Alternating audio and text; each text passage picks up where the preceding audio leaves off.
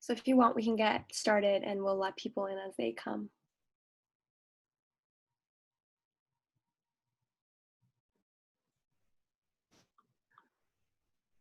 Okay. So Nagar, do you want us to start? Yep, go ahead. Okay, awesome. Okay, hi everybody. Welcome to the Horizons webinar. So before we start, we're just going to start with doing a land acknowledgement. So we would like to acknowledge that McMaster University sits on the traditional territories of the Mississauga and Haudenosaunee nations and within the lands protected by the Dish with One Spoon Wampum Agreement. This agreement is a covenant with nature. Take what you need, leave something in the dish for others, and keep the dish clean. We share this acknowledgement with you today to urge everyone to reflect on who originally protected and cared for this land, how we came to be here, and the responsibilities we hold in caring for the land we share with the community. Especially in institutions of higher learning, it is our responsibility to create space where we can engage in conversations about the reality of Canadian history, challenge our dominant ideologies, and continue to call out injustices and inequalities that impede us from Indigenous justice and reconciliation. So we encourage everyone to take time to learn and reflect on the history of the land you live on, and you can do so by following the link www.whos.land. So once again, welcome everybody to this Horizons webinar. This week, our webinar will focus on engaging with Hamilton. So again, please have your video and your microphones turned off throughout the webinar. If you have any questions, please feel free to send them to me, Dan or Rajab, and I'll try to have them answered in the Q&A at the very end. If we don't get all your questions answered, remember that you can send us a message on our social media, including our email, Instagram, and Facebook. So before we get started, we'll invite Nagar, our conference coordinator, to talk a little bit about what the MSU is. Hi everyone, so I'm just going to quickly talk about the MSU, which stands for the Mcmaster Student Union. So MSU is a student organization that represents over 24,000 students. It's comprised of all undergraduate students enrolled in 18 units or more. So if you're already a full-time student, the MSU represents you. They run over 36 business units and services to help enhance student life. And they also advocate on your behalf to the university. Horizons is a service that's governed by the MSU, and on the next slide I'll kind of explain what Horizons is usually and how it's looking like this year. So Horizons is usually a leadership conference that actually takes place on campus for 2 nights and 3 days. So students come, they get to come familiarize themselves with campus and get to meet upper years and also make friends. And they usually have sessions that are hosted that you can kind of see actually happens virtually now on our Instagram. But yeah, essentially due to COVID-19, conference could no longer take place in person this year, but we decided to adapt the format to still be able to deliver a lot of the important material to you guys through these webinars. And one of the main goals of Horizons is to be able to kind of input you and help you see what Hamilton is as a community, kind of beyond Mcmaster. So this webinar really highlights what Horizons as a conference also tries to accomplish. But yeah, that's pretty much it. Thank you, Nagar, for the introduction. Now I'd like to introduce some of the faces you might see in this webinar, starting with myself. My name is Callistra, my pronouns are she and her, and I'm going to my 3rd year of biochemistry co-op. I'll be one of the moderators for this webinar today. Hi everybody, my name is Dana, my pronouns are she and her. I'm going to my 4th year of life sciences and I'll be the other moderator today. So again, if you have any questions today, please feel free to send them to me using the chat function. Hi everyone, my name is Nagar, my pronouns are she, her.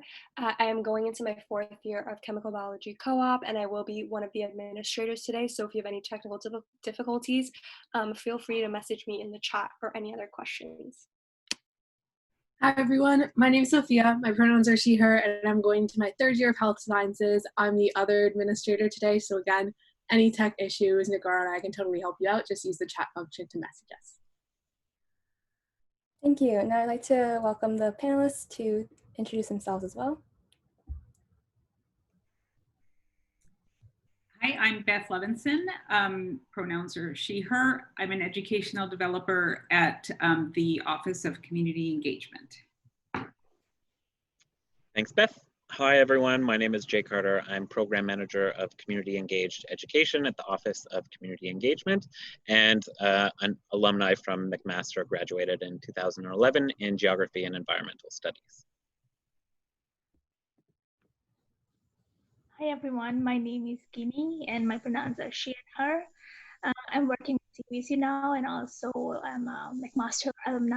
My hobbies are reading books, listening to music, and going on walks. Hello, I'm Kate Whalen, pronouns she and her. I'm Mcmaster's Senior Manager of Academic Sustainability Programs Office, and I'm also a Mcmaster alumni. And now here's an overview of what we're going to speak about today.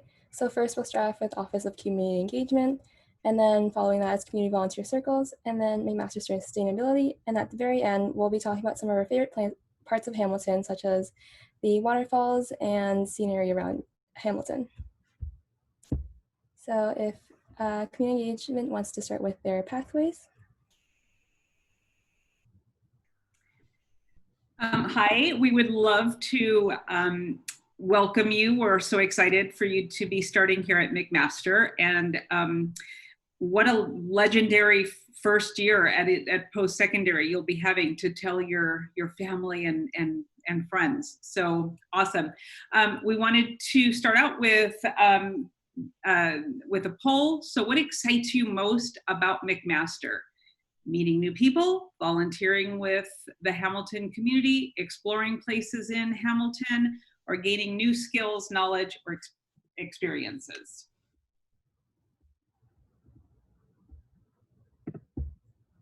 Alyssa, are you able to share the poll? It's just it. Okay.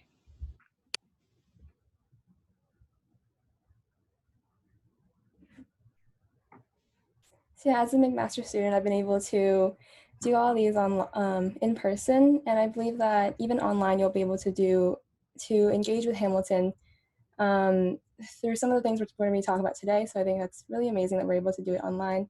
And then in the future, when you all come to Hamilton, I think this will get you excited to see some of the things that you can do as well.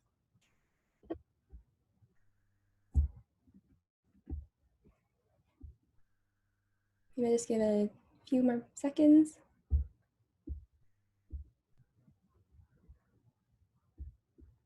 All right, so here are the results. Yeah, it's really interesting. A lot of people, of course, everyone wants to meet new people, and then also gain new skills, knowledge, and experiences. I think that's a big part of what community engagement is actually going to touch on today. So it's a nice transition here as well. It's really nice to see that all of the questions were answered as well. So thanks. Well, we're, like we said, we're from the Office of Community Engagement. Jay and I, we work together. And if you want to meet new people and gain new skills, then getting involved with some of the programs that we will talk to you about is a great idea. So we're on campus, and we're sometimes referred to as OCE, the Office of Community Engagement, and we offer some programs, but we also really help foster community and campus partnerships, among other things. Our role in the office is really to help facilitate connections, partnerships, and collaboration opportunities between both the Mcmaster community, whether you're students, staff, faculty, or alumni, as well as the broader Hamilton community and beyond as well, from business, government, not-for-profits, businesses that are representative of broader communities, and various other individuals and community groups as well. Next slide, please. So you might be asking what community engagement is. It's really a broad term, but it's about valuing the expert knowledge and passion that all members of all communities bring. And it's about fostering ongoing collaboration between the university and campus and broader Hamilton community for research, teaching, and service with communities and partners for the public good. We do it with is something that is very important. We don't like to do things necessarily for, because that can sometimes come with a lot of assumptions that get made about communities. So it's very much about building reciprocal relationships. You'll see on the next slide that we actually have a few principles that over a couple of years were created with hundreds of different participants from both on campus as well as within the Hamilton community. So these 6 principles are really something that we try to embed throughout McMaster, with really the foundational principle of being relationships. You can't build trust without having a foundational relationship, and having trust really helps us to work together to tackle the complex solutions that require people to work together. Reciprocity is making sure that everybody is receiving a benefit from the relationship, and it's not just one agenda being pushed, and is a co-created process. Equity is a hugely important thing to McMaster University, and of course all of these principles are. I would encourage anybody to look into the Equity and Inclusion Office at McMaster, who we work closely with, but it's about acknowledging that there are systemic and societal barriers for equal participation by all in communities. And it's about going further and making sure that we are working to remove those barriers as much as possible so that everybody has an equal opportunity to participate. Continuity is making sure that projects that get started are continued in some way. Openness to learning is making sure that everybody is approaching their university studies and working with communities in an open-minded opportunity for learning. If something goes a different way because of a community need or something like a global pandemic arises and you need to shift direction, that is okay and is a good practice of community engagement.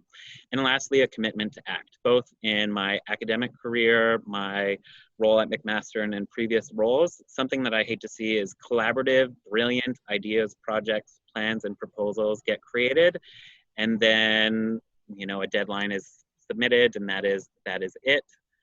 We want to see action coming out of this. So whether it's just sharing the results of research or actually putting the skills that you have learned into practical use through volunteer or cooperative opportunities, we really like to see action coming out of anything McMaster does. This slide I won't get too much into, but it's really just to show you that there are different ways to get involved.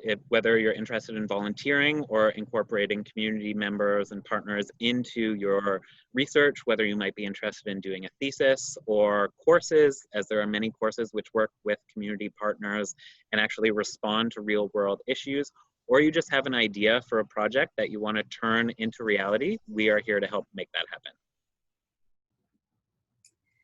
So we'll go into some detail into each of these programs that, that we offer, but we wanted to preface this with saying that some of our programs are co-curricular, so you don't get course credit, and some of our programs, like the exciting City Lab that Jay will tell you about, and the minor, you do get credit for. So we will talk about the differences of those. Jay? Thanks. So the university, as I'm sure many of you know, offers various different majors and degrees that you can graduate with throughout the 6+ different faculties.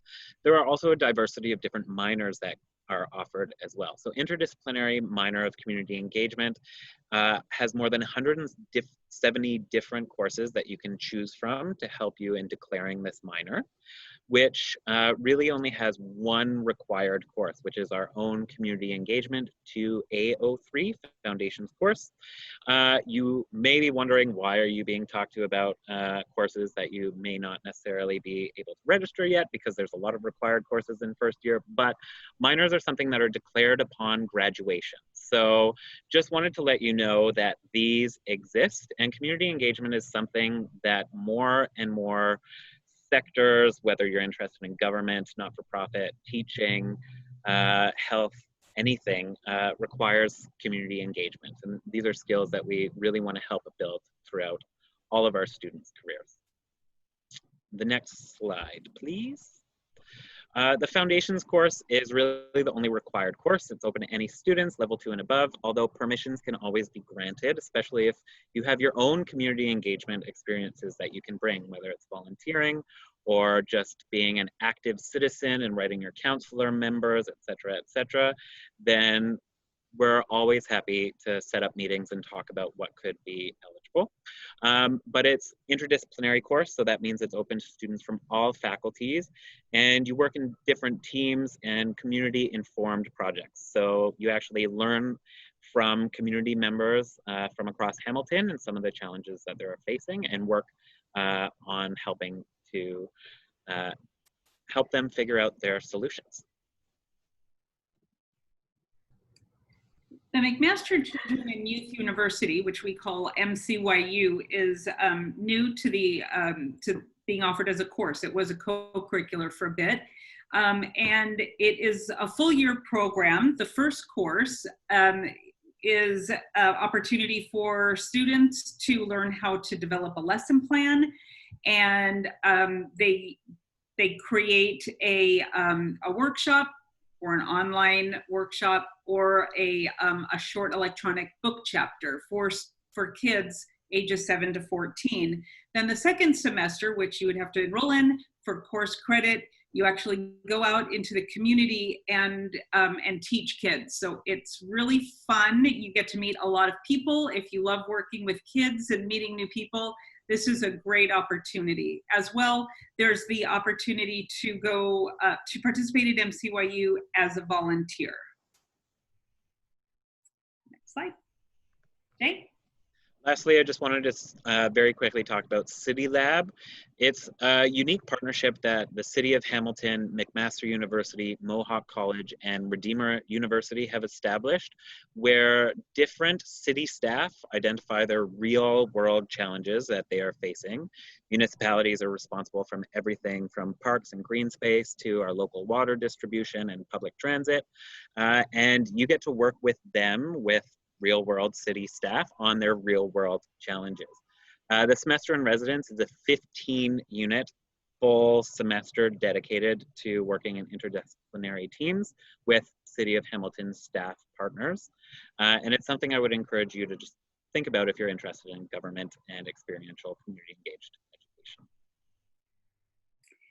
Mag Changers is a co-curricular program, and it's open to all students, all faculties, and all levels of study. So incoming first years are welcome. We work with community-informed projects. You get a challenge, and you try to come up with a solution to a real problem. So here's where you can develop some professional and transferable skills, but you don't receive a grade. So it's co-curricular. If your idea is awful, you just change course, and you don't have to worry about grades. So that's kind of cool. We are supported through the Faculty of Engineering as well as the Office of Community Engagement. It's a really cool little partnership. And if you're interested in learning more about it, check out the website. Mac Research Shop is also something hosted that is co-curricular, and even though you might not get course credit, it's something that looks really good on a CV or resume after and during your undergraduate experience. I was very lucky to work at McMaster throughout my undergrad, including alongside Kate Whalen, from whom you will hear from in a minute. Research Shop is very similar to Mac Changers, but again, co-curricular, and you work in response to real-world community challenges in interdisciplinary teams.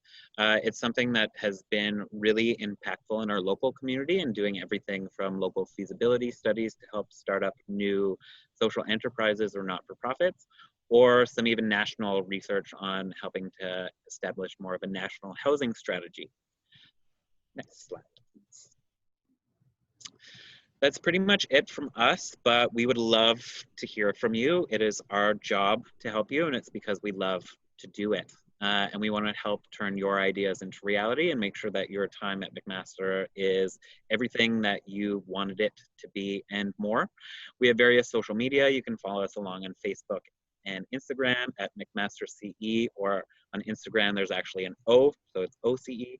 And community.mcmaster.ca has a listing of various other programs that we're involved in, and has different forms that you can submit just based on your own ideas or interests. And if you just want to talk about your education or co-curricular career at Mac, we would love to hear from you. Amazing. Thank you, Beth and Jay. I thought that these initiatives are really interesting. And I actually wish that like I knew about the minor in first year, because I feel like I would have been really interested in partaking in those minors.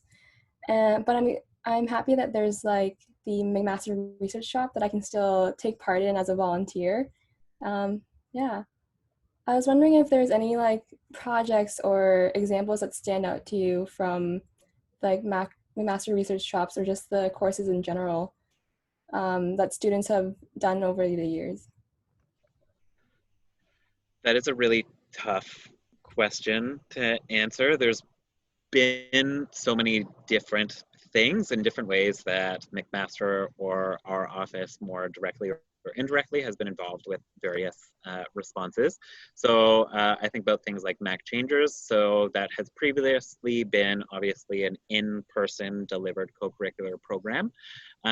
This year, it was pretty rapid turnaround in response to COVID to figure out how we can offer the opportunity for that sort of co-curricular program over the course of the summer. So it was changed into a 5-day virtual change-a-thon with community-informed challenges. So in the month lead up, myself and another colleague, Abby Little, had lots of conversations with different members in the community from business improvement areas who represent a broad diversity of businesses, with folks from the city of Hamilton, folks in public health who are responsible for things like our Hamilton Seniors Strategy or Hamilton Food Strategy. And the students, over the course of 5 days, produced some of the most incredible proposed solutions so that a lot of the challenges that are being faced in our community as a result of COVID-19 and physical distancing especially. So one thing that stands to mind, comes to mind, is one of the People's Choice Awards by the fellow participants and the community members was a group of students who wanted to leverage the skills of fellow students and themselves in response to one of the biggest challenges being faced by some local businesses who just can't go online right now. They may not have ever had an online presence. Their business may be more so of a kind of a social gathering place. So their online presence wasn't necessarily something they prioritized if it was a cafe or meeting space. And Hamilton is a very diverse community. So a lot of the businesses, they didn't necessarily have English as their first language. And this was a huge gap that was identified by the businesses and the local BIA that the students identified and could foresee creating a club or a course, which our office is dedicated to help make happen, that can help local businesses and community groups in their translation needs while also leveraging the skills of students and making sure the students are learning the principles of community engagement, how to collaborate, teamwork, and also receiving things like a grade and course credit for that sort of work that they would be doing in response to a community challenge. So that's something that really stood out to me, but the list is very long. That's really cool to hear that students are able to connect with the community that way and help out with the help of your program. Yeah, thank you. If students have any questions for Beth or Jay, make sure to send them to Dana in the chat. But now we'll move on to Community Volunteer Circle. So I'd like to invite Ginny to speak about Open Circle and Community Volunteer Circle. Thank you so much. So I'll be talking about Open Circles first. Open Circle is a diverse and consensus-based community where we value, respect, and learn from each other. It provides a safe space to discuss various things like on various different topics like life, spiritual topics, societal issues.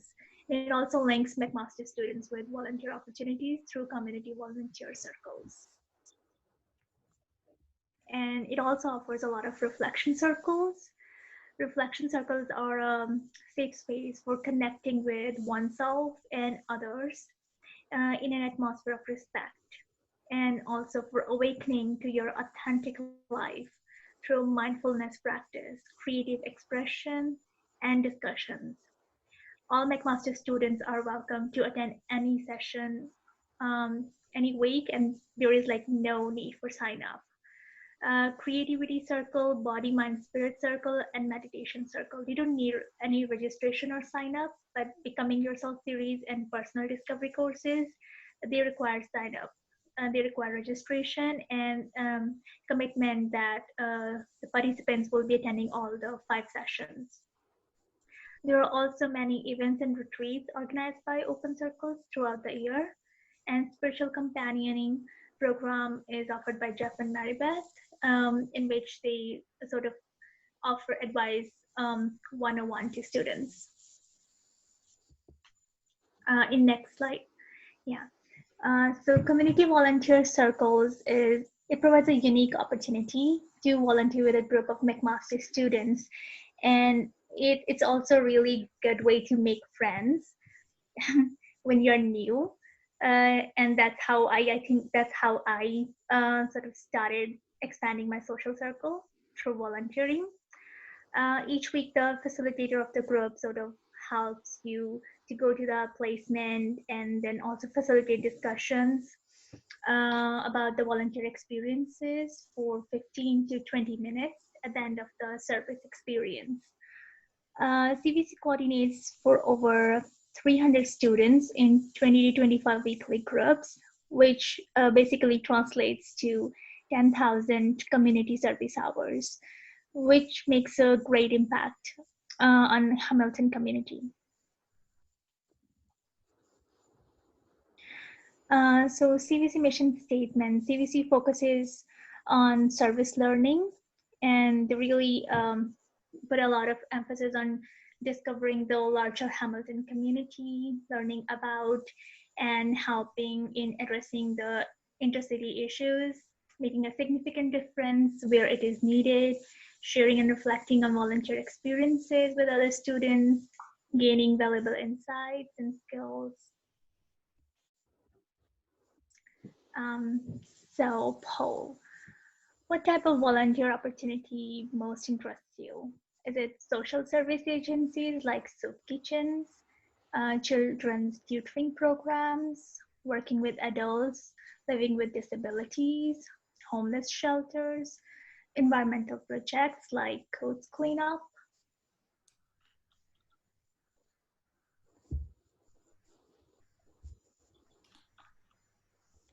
Let's give it a few more seconds. But yeah, I actually got to volunteer with CVC in the summer last year, and I got to interact with the children's tutoring program in a community center, and I thought that was a really cool experience, which I'll share more about after you talk about what CVC volunteer opportunities are. Yeah.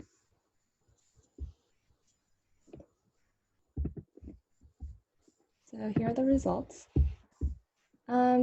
Yeah, I think these are all like opportunities that CVC has for everyone. And I think that through training, you also get to learn and hear more about the other opportunities out there. So maybe you'd want to go in and help with like environmental projects, but there's also, you'll hear experiences from people working with adults with disabilities and homeless shelters, which might interest you in joining a volunteer group there as well. So yeah. I think Ginny will now talk about those opportunities. Oh, thank you. So yes, in-person volunteering, like what does look like the one volunteer session? So you sort of take a bus to the placement agency with your group, and then facilitators are there to help you throughout the session.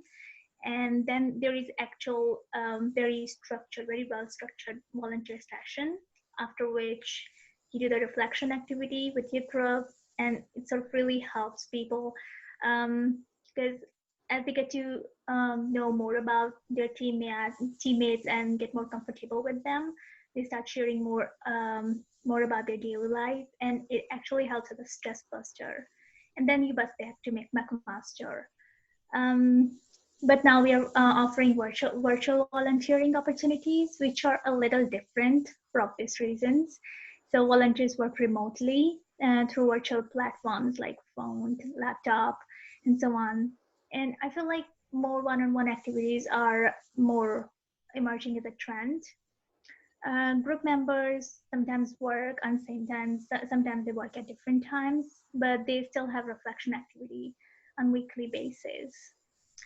So if you want to talk about a little bit more about volunteer sessions at LAV.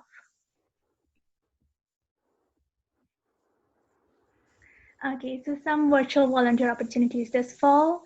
I'm not gonna go through all of them, but they basically, the first few in the list are tutoring programs with children, in which you basically just help children of different age groups in their studies, and sometimes it's financial literacy programs, sometimes it's teaching children who have difficulty in learning.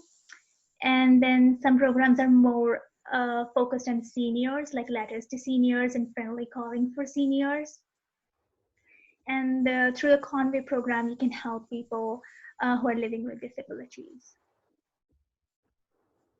So this is the map of CVC groups. This is not like this is not all inclusive map, but as you can see, some of the agencies are really located in a cluster. So all the agencies are located in Hamilton, and they're within 30 to 45-minute bus ride.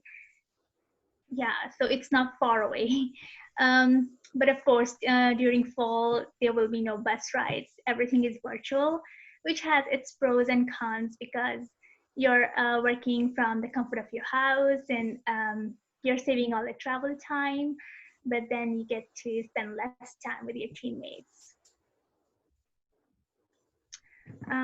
So there are a lot of virtual volunteer groups, and this fall CVC is offering only virtual volunteering opportunities. You can join a virtual volunteer group and provide much needed support during these uncertain times. To join a CVC group, please attend the virtual volunteer fair on September 14 and September 16. The link will be provided within the next few weeks on CVC website. And this is the poster for that fair. Thank you. Well, I think my favorite part about volunteering with CVC is knowing that I'm making a difference in this new community that I became a part of. Yeah, I think I really loved being able to help out in Hamilton, and I'm really happy that you guys are coming up with online alternatives as well. I'll share something too. First of all, I want to say thank you, Yini, for sharing how to get involved within the online platform right now as well.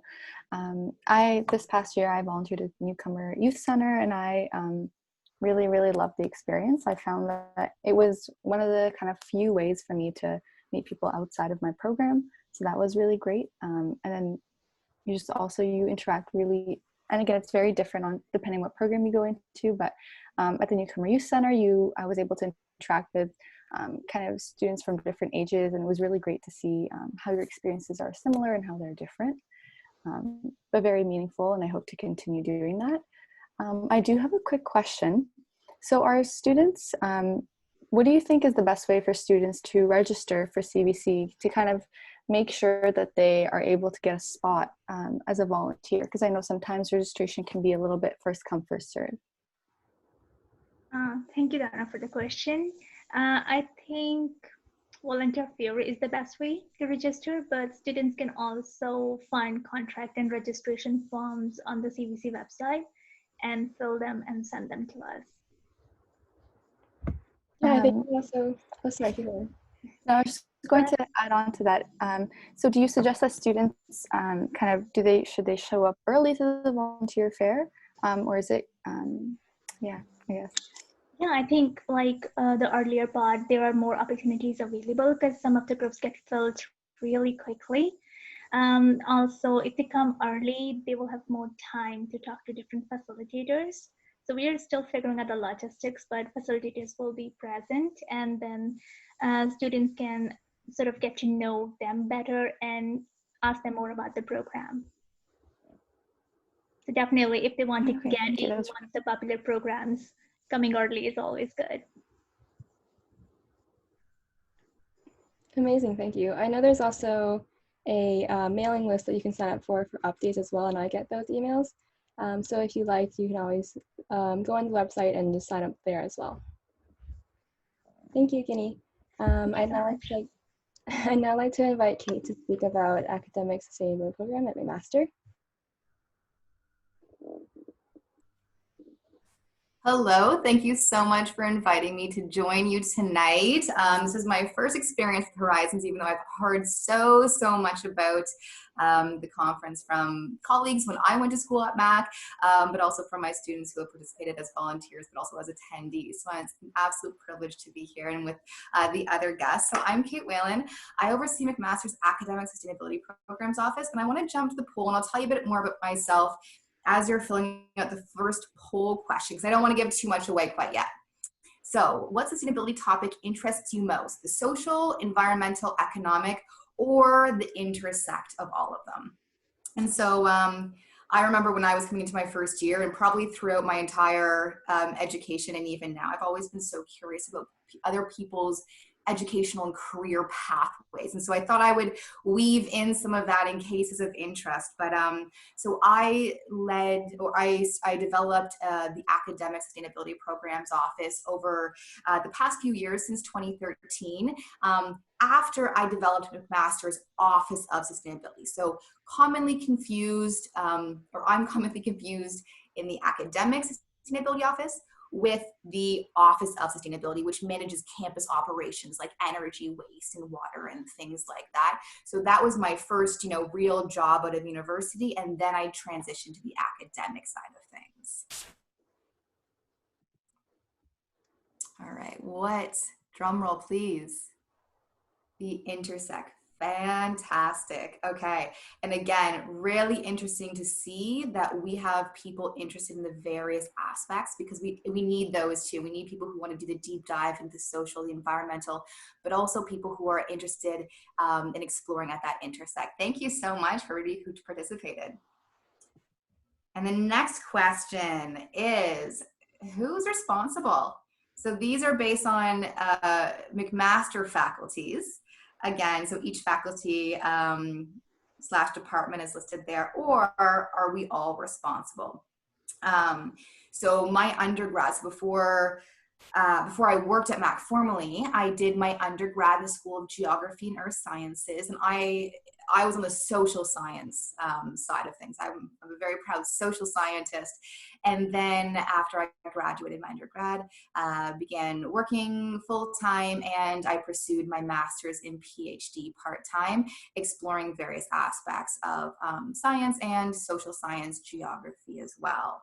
And I should mention, yes, my first job is where I had the pleasure of working with Jay when he was a student, and then when, and we've been working together ever since. So met lots of great people along the way too. All right. Wow, we are all responsible. Okay, this is a perfect segue into a little bit more about this program. So experiential learning. My experience with this is that education certainly doesn't stop after undergrad. And if anything, I probably learned more the first year or two out of graduation, having the foundational knowledge that I had from my undergraduate than I did in 4 years. That foundation was necessary, but all to say is that learning continues. So part of my development of this program stemmed from the fact that my educational philosophy and what we strive for in our program is lifelong learning, to be inspired and curious to go on learning, because I don't want to burst anybody's bubble. We don't actually know the solutions to sustainability. I think if we did, we wouldn't be in the situation that we are right now.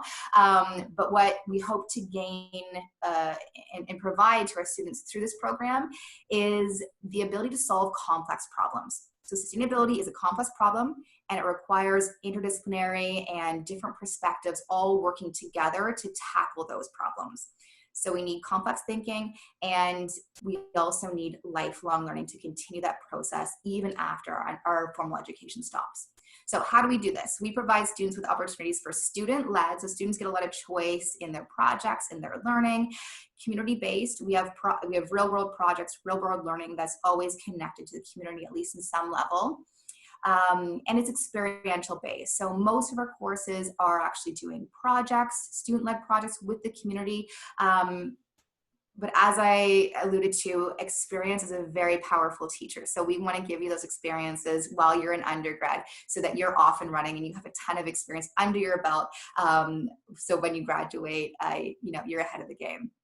So what do we do actually? What does this look like? We have a couple programs. The ones I'm going to focus on are the first one there, Sustainable Future Program. That's a suite of undergraduate level courses. We also have our minor in sustainability, similar to what Jay mentioned. I'm going to talk about this. You don't declare until graduation, but you got to start in first year. And then I'll also touch briefly on our other two programs. So yeah, go ahead. So the Sustainable Future Program, this is the one I think is going to be most interesting to you at this point in your career. So it's a suite of undergraduate courses that really, they serve our mission. They give student choice, they're interdisciplinary. So in every single course, you will be working with and learning from students from all other disciplines. So you're not, if you're a social science student, you're not in your typical class surrounded by social science students. Again, we want you to work with and learn from engineers, business students, humanities students, health science students, so you can learn to appreciate and communicate with and tackle problems together. And so they're open to all students. So no matter what faculty you're in, you can take our courses. That's the goal of it. And the first three there, the ones that are highlighted in maroon there, 1 SO3 introductory course, 2 SO3 evaluating problems and sustainable solutions. In that course, you do a lifestyle change challenge. And in 2 SS3 advocating for sustainability, you actually work with a community not-for-profit to develop an advocacy plan. This is the first summer we're running it, and many students are already working to implement advocacy within the community, which is really, really exciting. So all of those three, you don't even have to be in second year, even though they say 2 SO3, this is second level course, you can be in first year and take those. So all those will be available to you this coming year. 3 SO3, 3 SS3, and 4 SO6. Third year and above, that's where we really dive into tackling complex problems with the community. So I provided a couple examples, and I think those are next. Okay, so here's 2 examples. So from the 2 SO3, that's the lifestyle challenge project. So this is Andreas, and he chose, his passion was really around waste. And so he chose a challenge to go completely waste free. And so he's explored his own journey. He set measurable targets. He learned, he failed, he got a ton of success in the end. So that's a little bit about his story and how he learned through both the theory from the course and practical application through trialing his own experiences. The second picture depicts a group of students and their community project champions. And what they did is they reimagined how the university disposes of its IT waste. So previously we would send it to a recycling center. And instead what they thought is these devices can be reused. They can be refurbished, they could be used for parts, they could have a second, third, fourth life before they get recycled, because that's an energy intensive process too. So what they did is they communicated across campus, they consulted, they worked with a not-for-profit, University Technology Services, Facility Services. They collected over 100 full computers, and they donated them to a local school to kids in need for Christmas. They also created a second stream so that I think it was mainly engineer students, but the people were from across campus who were actually able to still use the non-useful or not as useful computers for parts, creative projects, making robotics, things like that. So they diverted over 1,000 kilograms of waste. And this project was done from idea to implementation in less than 3 months because of the support and the opportunities and the guidance that they were provided to lead their own education and their own experience. Briefly, I'll touch on the next three. The minor, similar to the minor in community engagement, you select from a list of courses, and upon graduation, you declare your minor. A couple requirements: you must take at least 3 units of a sustainability course, and you have to take at least 1 course outside of your home faculty. Again, we really want our students to learn how to tackle sustainability, not just from their discipline's perspective, but other disciplines as well. The internship program, Jay touched on something similar. Every faculty has some sort of student-led project where you will get course credit by engaging in your personal interest. It may sound different, community placement, internship, thesis, capstone. The commonality is that it's student-directed learning. Oftentimes students need a little bit of support with that. They want some connections to the community. They want to take part in a project that just needs a little bit of extra work. We're here to help provide the academic and the experiential guidance to help students further enhance those learning experiences. An example, this is a society engineering capstone course. That's how broad, that description, that's how broad these courses are.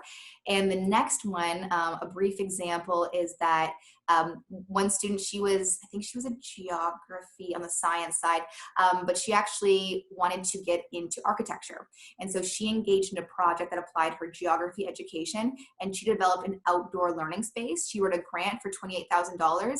And by the time she graduated, the outdoor learning space was constructed by Facility Services, and she is now in architecture school.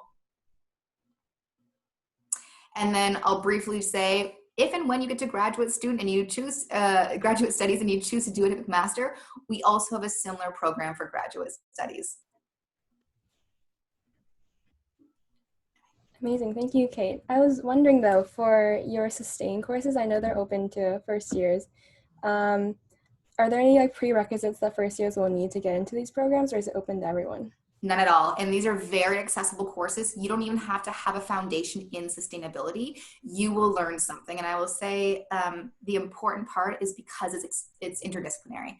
So even if you do have a foundation in sustainability, you might know a ton about geoengineering or electricity. You will come into this course and you will learn about poverty and gender inequalities and the other, the breadth of what sustainability is. So you will always learn something, but those first 3 courses are very introductory, and they will set you up for success if you want to get into our 3rd and 4th year classes. Great question. Yeah, I've heard a lot about these courses, and they're actually very popular at Mac. I've seen, yeah.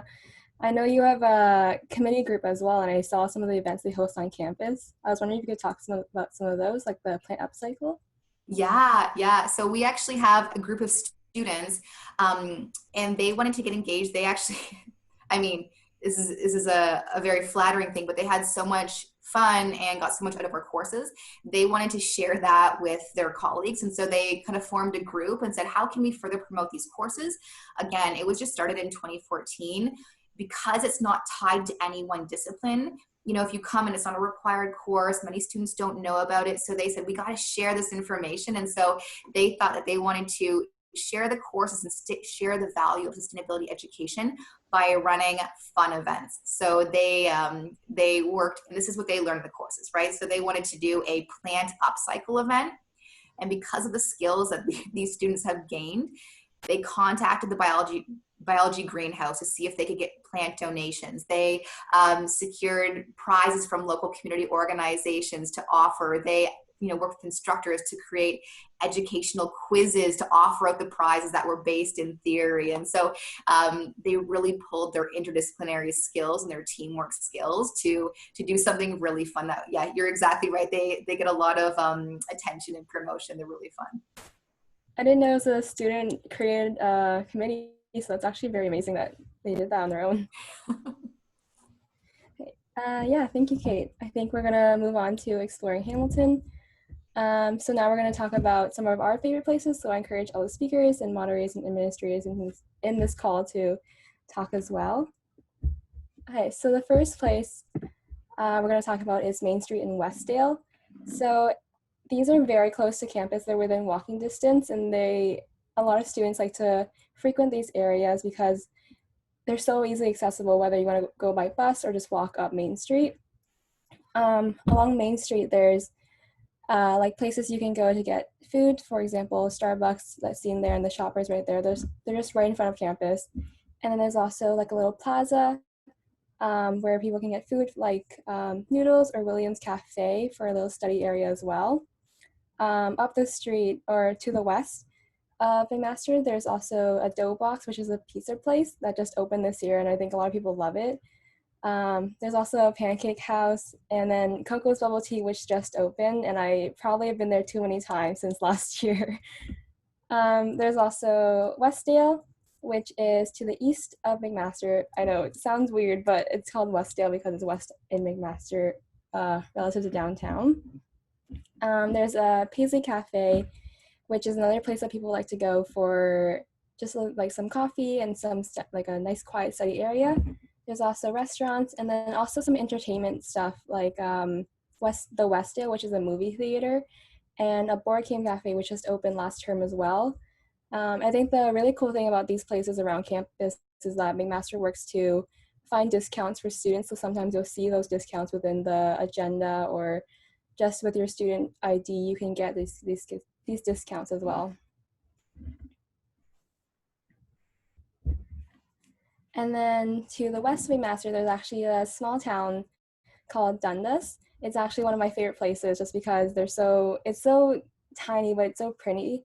They have really good food, and I don't think a lot of people know about it, but there's like there's a Dundas library, which I go to study at sometimes, and it's quite quiet because no one really goes there and doesn't really know about it. But yeah, it's one of my favorite places as well. And then there's a University Plaza with more food. And then also like Dollarama and home hardware stores. So if you ever needed those because you're living off campus, they're very accessible as well. And it's part of the McMaster's bus pass. So you can get access to these places really easily because it's just one bus ride away. And now I'd like to invite Dana, if you're here, to speak about downtown Hamilton. Okay, so I'll touch on it a little bit quickly. So like Calista mentioned, there's a lot of areas just outside of McMaster that you can go and explore in the next couple of years, and definitely downtown is a great spot. So downtown's not too far. There's like a lot of buses that get there from Mac, and usually it'll be around 20 minutes. So a 20-minute bus ride. And kind of that fountain picture that you see, that's Jackson Square area. So that's kind of like the heart of downtown Hamilton, and near it there's a lot of different cafes and a lot of like coffee shops and a lot of great places to study. So feel free, if you're ever like in Hamilton, to go and like explore those areas. Another area is called Locke Street. So Locke Street is a very aesthetically pleasing street filled with a lot of really great cafes and shops, and it's kind of more and I don't know the details of it, but I know every year they also have this kind of fair where all the different shops actually like lay out like everything, and so look into that too more if you're interested. We also have the Art Gallery of Hamilton, and actually McMaster students get free admission to that, so if you're interested, definitely look into that too. But yeah, downtown Hamilton is awesome, and there's also a lot of bubble tea places here too. Nagar, if you wanted to talk about your favorite places around Hamilton. Yeah, so I was going to talk about the Hamilton nature. I feel like that's something that people kind of miss out on when they come, because they do spend a lot of time near or on campus.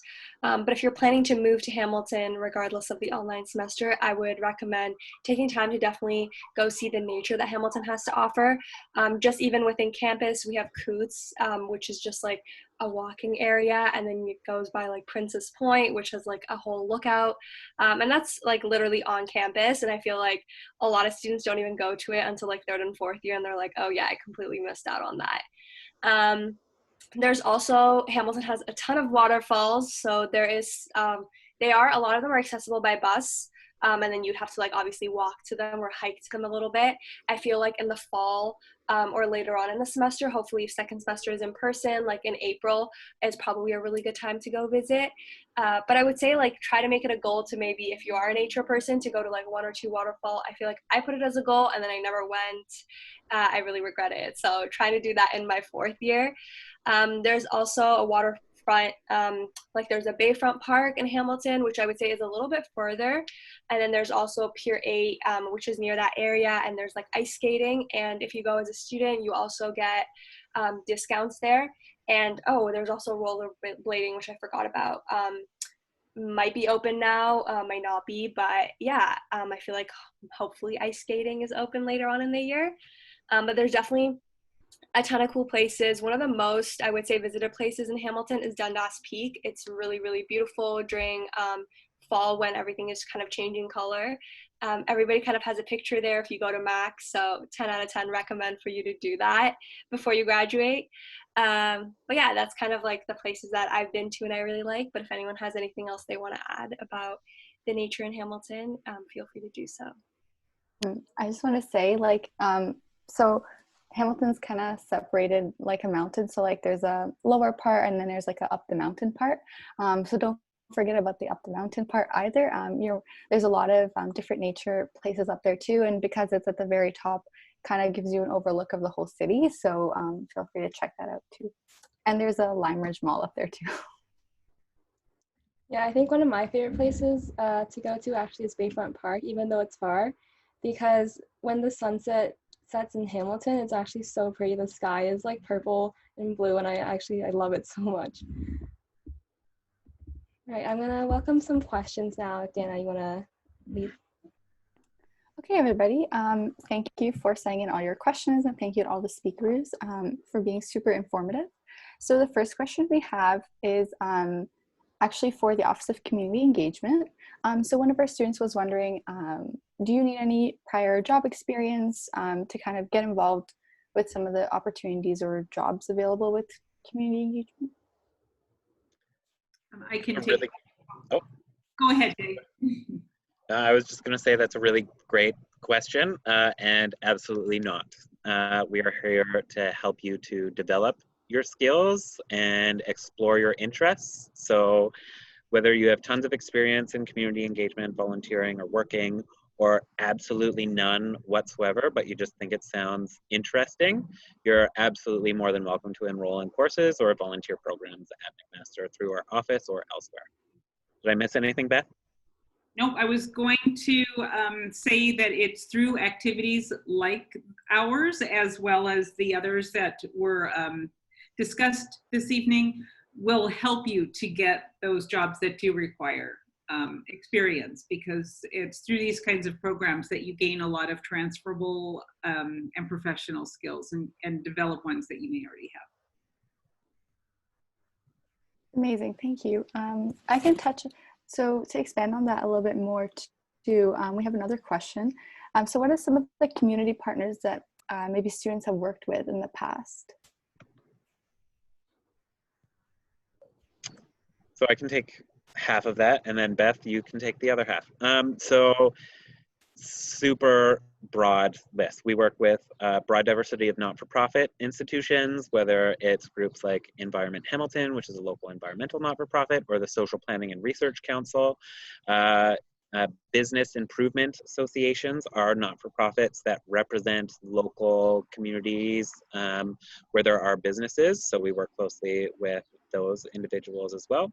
Tons of city staff from all the different departments, such as planning and economic development, or public works, or public health. Also businesses themselves, primarily facilitated through the Hamilton Chamber of Commerce. Local artists and performers, individual community groups who aren't necessarily formalized not-for-profits, but are just people who are passionate about making a positive difference in their community. And there's so many more. I'll also turn it over to Beth, because there's lots. The only one that I would add is MCYU works directly with the Hamilton Wentworth School Board. It's the board, yeah. I can also jump in just to give some indication of the projects that we work on as well. Specifically upcoming, we've always tried to work with a hospital. So this year we actually have some waste initiatives working with St. Peter's Hospital. You saw the Hamilton Farmers Market. We typically have a project with them. Last year it was on how do we engage millennials in shopping, because the market, was struggling a little bit. This year we're actually doing waste audits and energy audits for them as well. But we also work with the community. We worked with a local neighborhood group to interview residents around their experiences during extreme heat events. Individuals who are in apartments who don't have access to air conditioning, and because we know extreme heat events are becoming more severe and more common, this becomes a life and death situation. And so we have numbers, data is necessary, but not always fully sufficient to change decision maker behavior. So tackling some complex problems like that, as well as working with bike share. Last year, we looked at how do we increase the accessibility of bike share by working with the organization as well as the accessibility community in Hamilton for their lived experience and their insight. And we're able to make a lot of really great recommendations, again, by combining that theory of best practice, but also with Hamiltonians and having their voices elevated and heard and brought into the picture. Thank you, Kate, and thank you to the Office of Community Engagement as well. Kate, just to touch on sustainability a little bit more, what are some of the kind of opportunities in the virtual format? Kind of how do things look a little bit different this upcoming semester?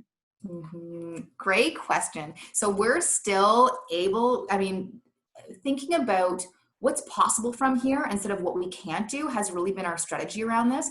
And every time we kind of put it out to our community partners, our staff members, our student volunteers about, well, what could we do here? We've been able to find a solution. So for example, the energy audit with the market, we are going to have the market vendors be able to give us energy data, give us individual stall energy data. We're going to book meetings, phone and Zoom meetings with vendors, talk about their processes, to show us their, their freezers, their coolers, things of that sort. So we were able to really do everything that we were going to do in the physical world, short of going and physically putting the energy meters on the equipment and physically talking to the vendors in person. So what we found is that we were actually able to do similar work more accessibly, because now we can support conversations outside of just the downtown or places that were really accessible to students. So we actually enhanced our ability to connect with community. That's amazing. And so our last question today is for CVC. It's a little bit of a logistical question. So if you are a volunteer in the fall semester, are you automatically a volunteer for the winter semester too, or do you have to register continuously? Thank you for the question. Most of the volunteers do continue after one semester, but it's actually just one semester commitment. So next semester, they might become more busy with their studies or might realize that for some other reasons, they're not able to continue volunteering, which is perfectly understandable, but they don't have to register again because we already have all their information on the record. So that's just one-time thing they have to do. Amazing, thank you.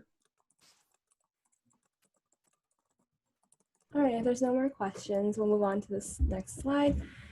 This has all of our contact information. Feel free to take a photo of the slide and reach out if you have any more questions or would like to get involved. We really encourage everyone to engage with Hamilton and make the most of your time at McMaster. So definitely reach out to anyone of us here. We'd like to extend a big thank you for all the speakers for coming to this webinar and all the students as well for participating. After this webinar, we'll post the recording and resources and everything in the link in our Instagram bio. And then next week, I just wanted to promote that we're going to have different faculties. So depending on your faculty, you can sign up through a link on our Eventbrite, and make sure to follow us on Horizons for more updates on where those links are. But yeah, we're super excited because these webinars, you'll be able to get your questions about your faculty answered and also get some tips and advice that from your faculty planners or Welcome Week planners. And they'll also showcase some faculty related opportunities that you can get involved with. So yeah, we hope to see you all then. And thank you for McMaster alumni for sponsoring this webinar.